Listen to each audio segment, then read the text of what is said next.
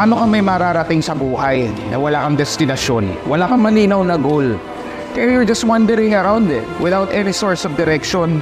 Wala kang any pinpoint in the future. Ito yung gusto kong marating. Eh, anong problema sa'yo? Kaya wala kang nararating sa buhay mo. Hindi ka kasi nagsiset ng goal. Wala kang target. You don't hit a target if you don't have it.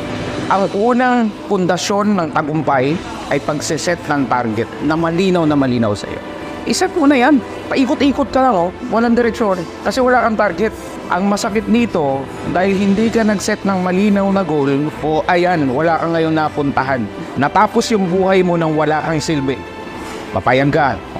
So ang gawin mo, mag-set ka ng malinaw na goal.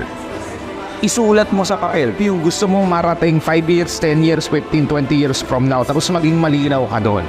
Ipaskill mo sa pader.